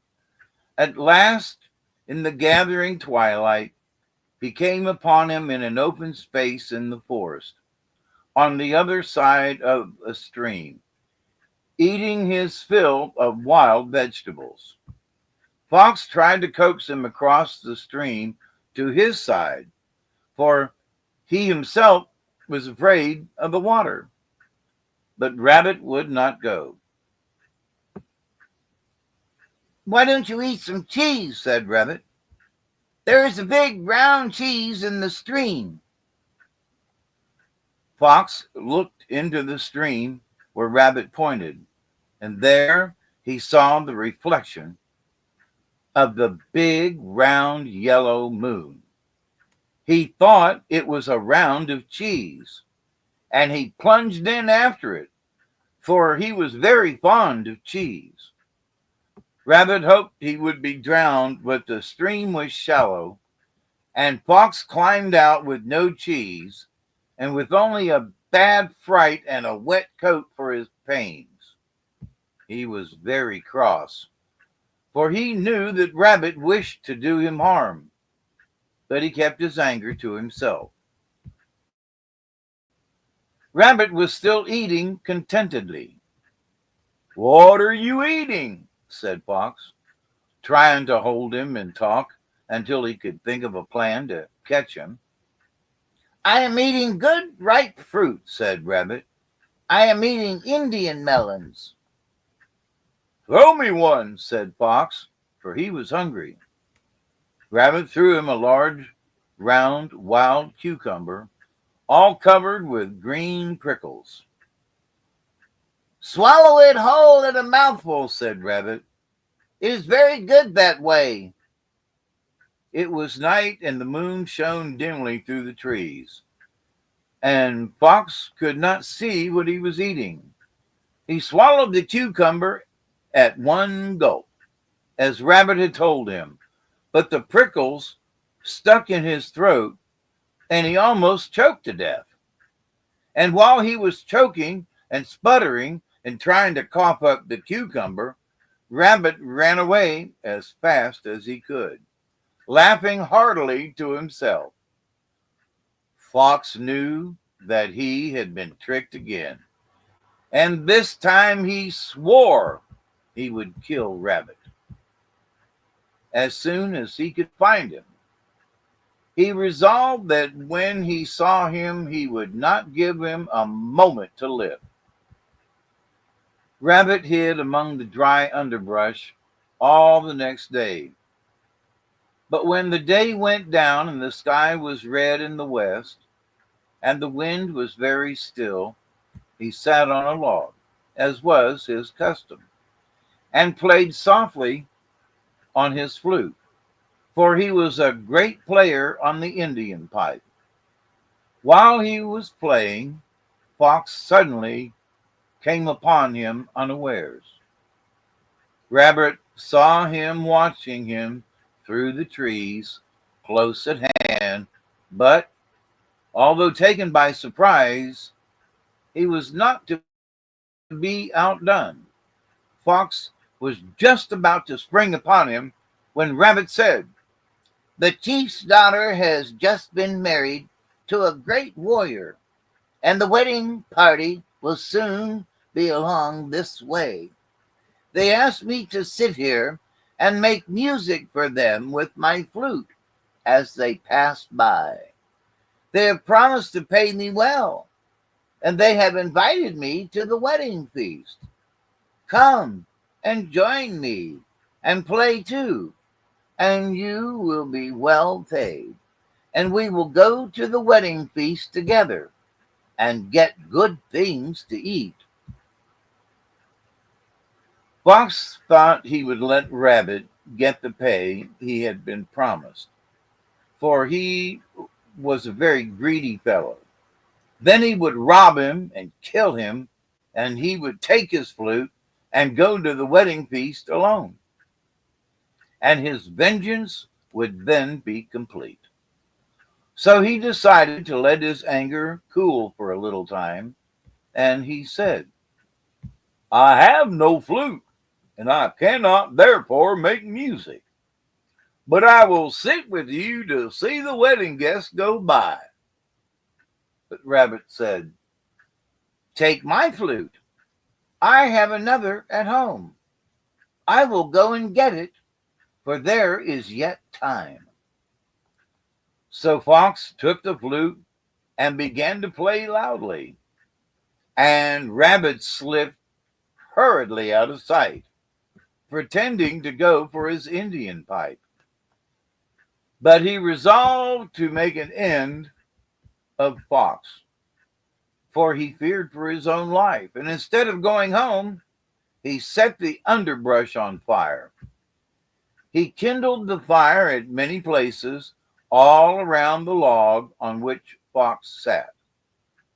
Fox could not hear the fire crackling because of the loud music of his flute, and he thought the light was but the bright light of the moon, and the fire was almost upon him before he knew that he was in danger. Then he tried to get away, but on all sides his escape was stopped by the flames, and he could not find an opening. At last, in despair to save his life, he jumped through the ring of fire. He escaped with his life, but his eyelids were singed, and his sleek black coat with its silver spots was scorched to a red-brown color. He was in great pain.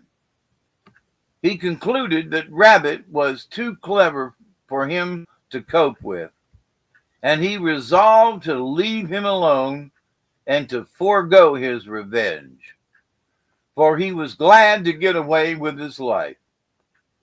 But he decided never again to live on friendly terms with Rabbit, and since that night, Rabbit and Fox have never hunted together.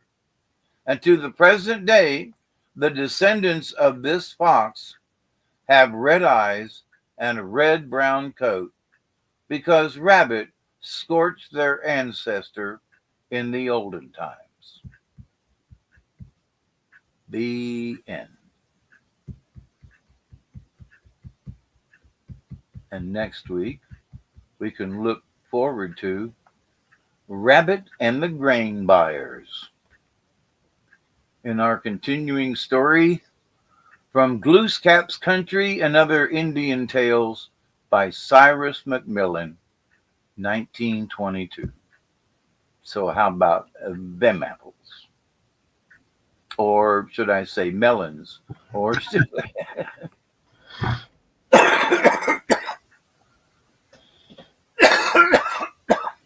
I say tubers and roots? Tubers and roots. I'm getting ready. You got some cards picked out. Everybody's got their guesses tonight. Nope. I'm fixing to pull them right now. Oh, okay. Usually you pull them I'm doing my thing. But yeah, but I was doing something else. No. Lucky says everybody kept their heads again. How do we know the story is done when everybody has a head? Right. Yeah, no, nobody lost their heads. Now, the old woman, she got rid of Rabbit and Fox, actually. I don't know if Fox had been bothering her, but I was thinking that, maybe the old woman didn't like Fox either because of chickens and eggs, but there's nothing about chickens or eggs in the story. So anyway, so y'all think about whatever it is you think the message should be as I shuffle these cards. Oh, we got lots of guesses here. Who's going to be what tonight? Let's see if we can get back to this. Who guessed what? Is it going to be a joyful message or a warning or, Seeger Truth says hedgehog, frog, dolphin, turtle, and swan. Chloe says porcupine, bat, upside down, spider, and bear, and antelope. I said buffalo, badger, hummingbird, and bat. Big Dad standing tall says bear, fox, rabbit, ox, and deer. Scotty we boy. Don't have ox, I don't think. No ox. Okay, maybe buffalo or something. Yeah. Got Scotty boy says duck, bear, rabbit, dragonfly, and coyote. All right, so here go the choices. Singing Polly Wolly Doodle all the day. Polly Wolly Doodle all the day. Fare thee well, fare thee well, fare thee well, my pretty maid. For I'm going to Louisiana for to see my Susanna. Polly Wolly Doodle all the day. Okay. Yeah, musical interlude while I while I pick the cards. All right, first one up is dolphin. Straight up. There we go. I was right. I had dolphin. The next one is elk, upside down. The next one I just put up there is owl, upside down. And I'm halfway through the deck.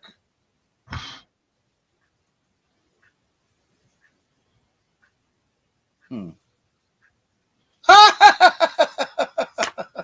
we got? Rabbit. Rabbit. Now, I'm not looking at these things, y'all understand. I'm feeling them through the cards. So, and they're not marked in any way. For me to pull the rabbit card, Good, holy crap. Out of 44 cards, to me, that's a miracle in and of itself. Okay, I can't believe it. Fox. Porcupine. Right side up. And that's 5. Okay. Who got what right? I'll have to go back here. Who was closest? Somebody had porcupine, and I think... let's see. Chloe, porcupine. She says porcupine, spider, bear, antelope. Secret Truth said dolphin. She was all about dolphins and frogs and swans and things. And I said buffalo, badger, hummingbird, and bat. I got 0 right. Big Dad standing tall says bear, fox, rabbit, ox, and deer. So he did get deer, kind of like elk, rabbit. He got rabbit right. Sky Boy says duck, bear, rabbit. He also got rabbit right. And so there you go. And we got a few good. Everybody was guessing rabbit. And I wasn't. I mean, I was just. Well, I read, Glooskap was in some stories that Glooskap is rabbit. And so dolphin number 40. Dolphin is mana, is being able to eat the air.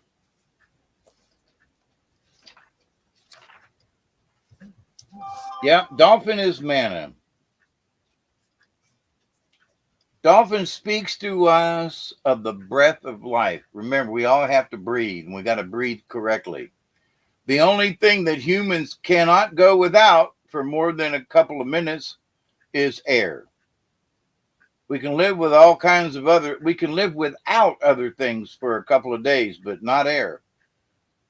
With the breath, we encounter the rhythm of energy that is in all life.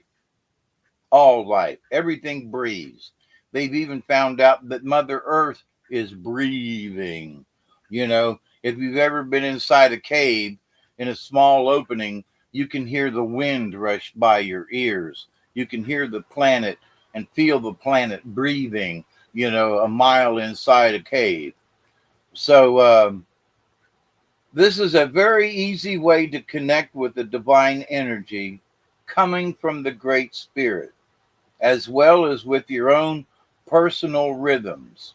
So when you breathe, you're creating a rhythm. Your heart is beating at a particular rhythm. I have to take medicine because if I don't, my heart goes wacko. So, so this is yeah, that's your personal rhythm. Dolphin is the keeper of the sacred breath of life and teaches us to release emotions through the dolphin breath.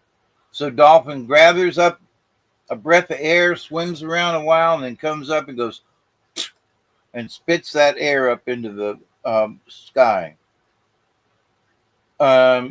Dolphin creates rhythm, swimming through the water and breathing before submerging, and then holding its breath, and then coming up and letting it all out.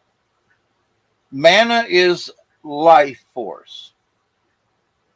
Mana is present in every atom and is Great Spirit's essence. Mana is life force and is present in everything. It is the Great Spirit's essence, and Dolphin teaches us how to use the life mana through breath.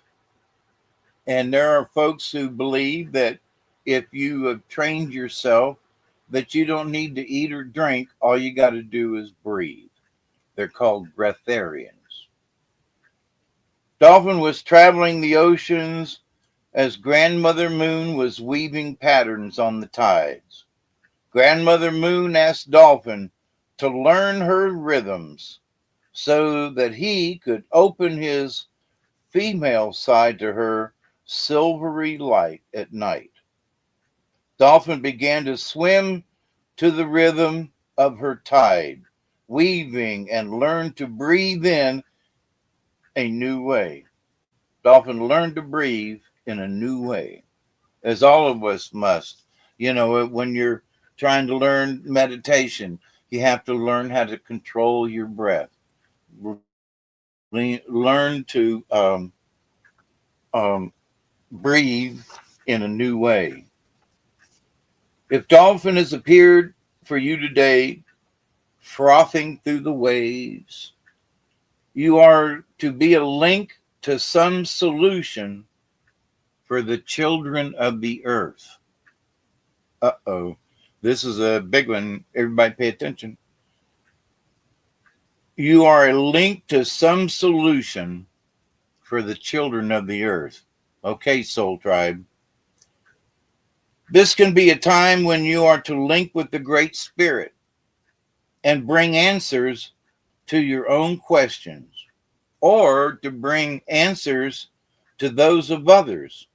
In addition, this can mean a time of communication with the rhythms of nature. Ooh. So dolphin, rhythms, breathing, the breath of life. Okie dokie.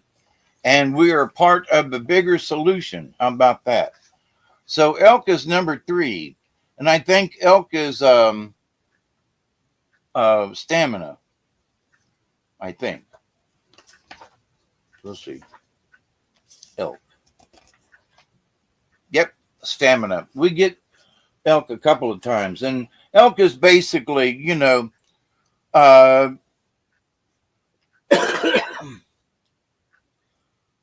elk is, stately and usually by himself. Okay. The ladies gather around together and stay, but when it's time in the spring to do the mating thing, elk will bellow out a big old call. Well, in doing so, he alerts the mountain lion. So mountain lion, he's going to sneak up on the elk. And elk finally sees him and says, whoa, I'm in trouble.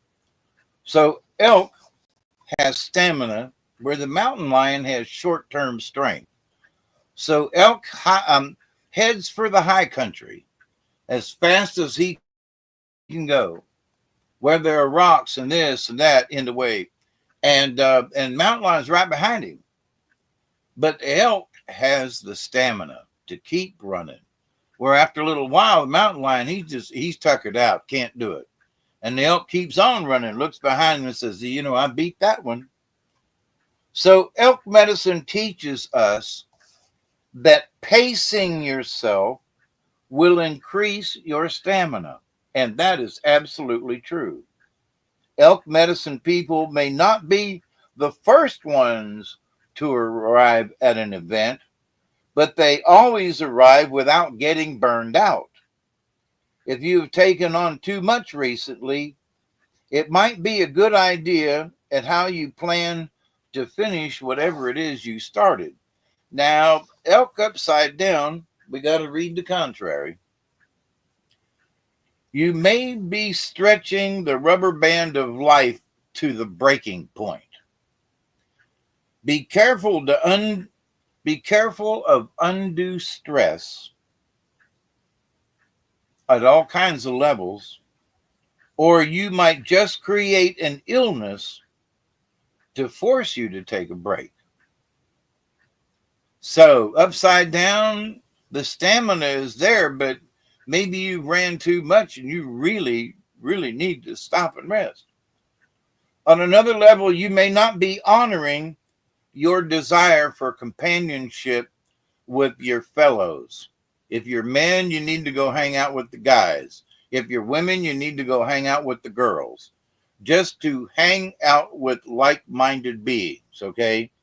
You can hang out with the guys, ladies, but it ain't going to be the same. Same thing, guys. You can go hang out with the girls, but it ain't the same. They just don't like fart jokes, and we do, So in all cases, elk is telling you to look at how you choose to create your present pathway. Your present pathway. Your best weapon is the same as elk's. Stop when you need to persist when you need to, and to allow room for change and exchange of energies. So now next one in line that came out of this was number 21, owl. So elk saying, take a break and notice, what you're doing. And dolphin is saying, breathe in the manna of life. Those two go together. So number 21. Ooh, I was one page off. Owl is talking about deception. And owl has been, forever in sorcery and black magic and white magic and all kinds of stuff as, being associated with clairvoyance and astral projection and stuff. And also in like magic. Owl is oftentimes the medicine of sorcerers and witches.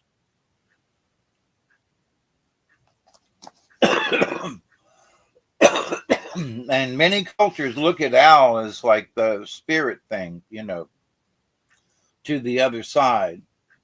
If you have pulled owl upside down in your cards today, you have been greatly deceived by either yourself or by another. Perhaps some dark magic could be influencing you. Or maybe you are using some type of energy yourself and it is backfiring on you.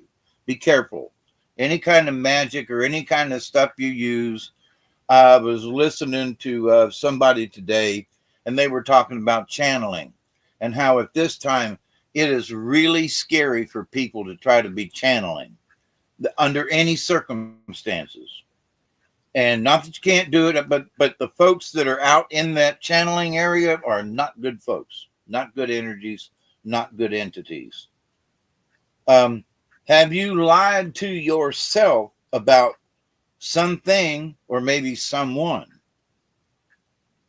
Are you being deceived by something? People at work, you know, somebody trying to sell you something, you know, be careful. So that's a warning. So we need to, that interesting. We need to breathe in life, and we need to, you know, upside down elk is telling us we need to, you know, gain our stamina back. We need to rest. And owl is telling us to be careful that it's very possible we're can be or will be deceived by someone or something. So number 30 is rabbit upside down. And rabbit is fear. So that's interesting because owl's telling us to be careful. Elk's telling us to gather our strength. And rabbit is talking about fear. Now, rabbit screwed up, and one of his friends was a sorceress and could create things. And the sorcerer turned a rock into a turnip one time, and then turned a flower into some water for rabbit to drink.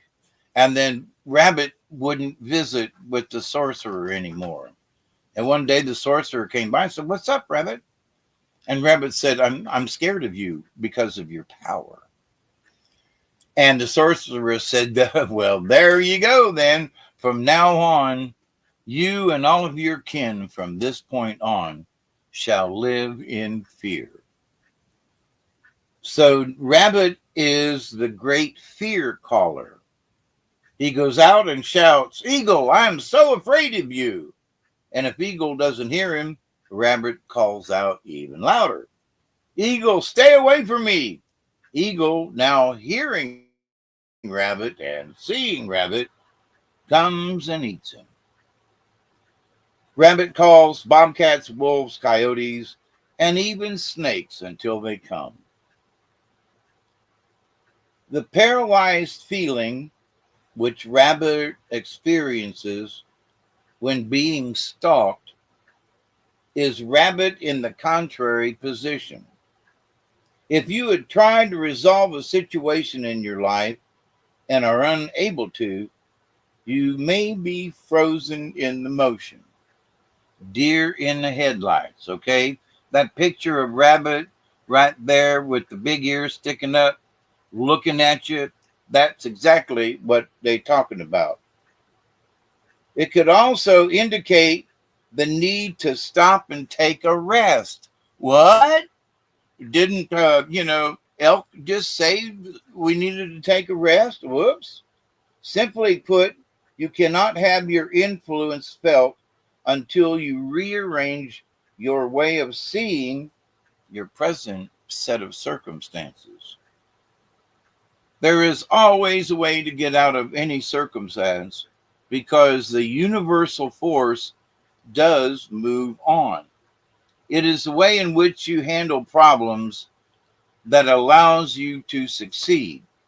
So sometimes that deer in the headlight is fatal to the deer most of the time. But that deer in the headlight look, the rabbit and other critters too, they just stop dead in their tracks.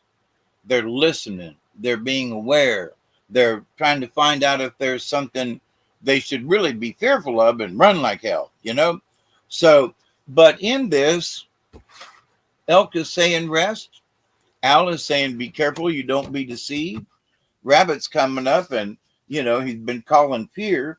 And now the paralyzed rabbit is saying, wait a minute, you know, you're standing still.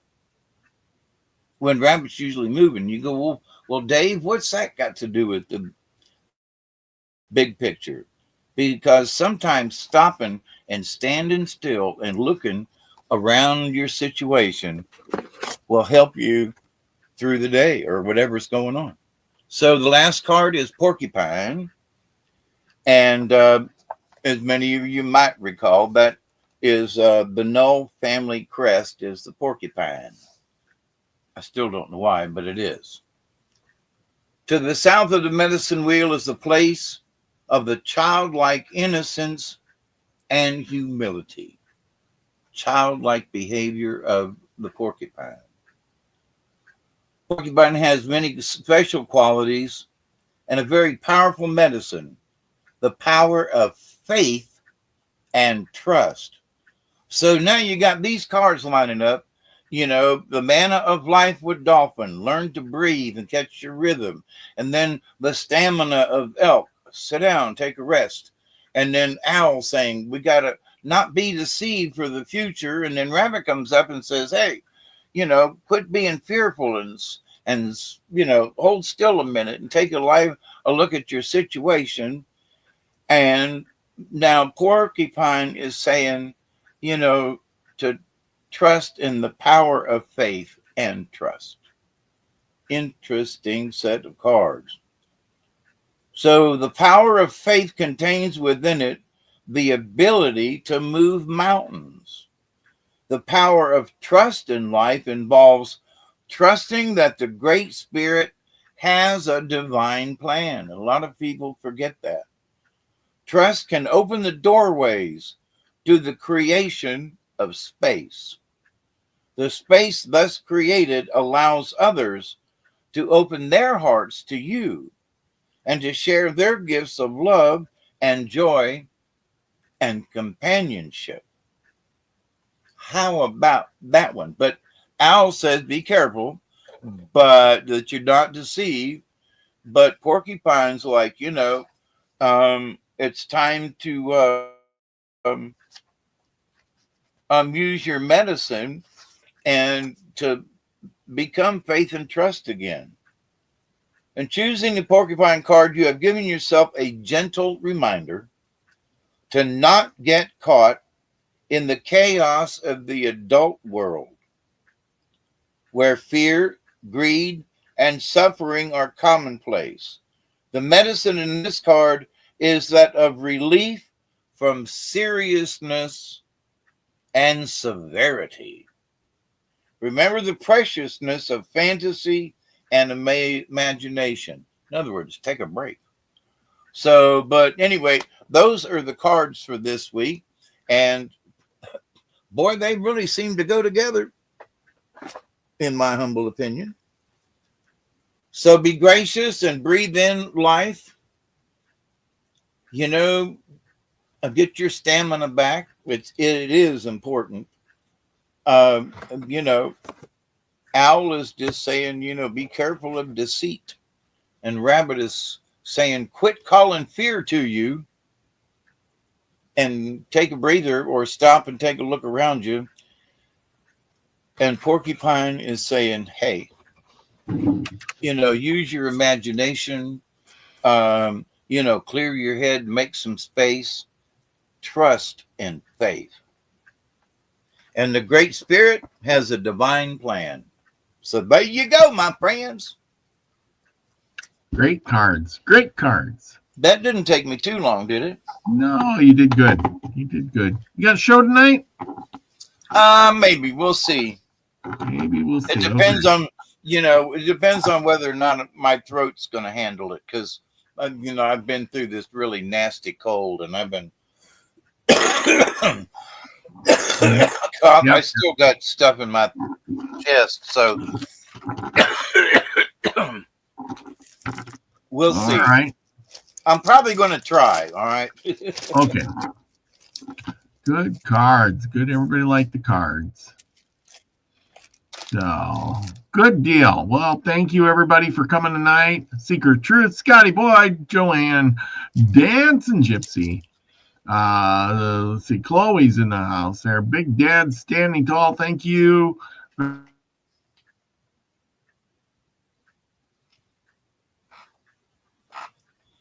Was working nights. Woo-hoo. Anyway, thank you, everybody, for joining us. Great cards again. Great story. I hope the next week we'll learn more about the Nez Perce. And if you got any questions, leave them in the comments and stuff like that.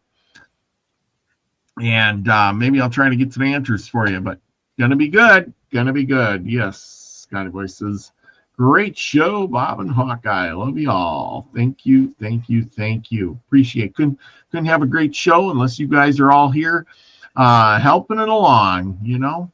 Anyway, well, let's see. With all of that, remember, go out and get over on Nina's thing and buy yourself a mug, or my mug with my smiling mug or on your shirt, and you know, contribute a little bit to that. And with all of that, I want to say, remember, summer's coming. Go out and do something nice for somebody else. Yes, have a great evening, you all. Thank you, Big Dad Standing Tall. Yeah. Anyway, and with that, remember, it's summer. Be well, be safe, and be the frequency you want to receive, everyone. Love you all. Peace, everybody. Have faith.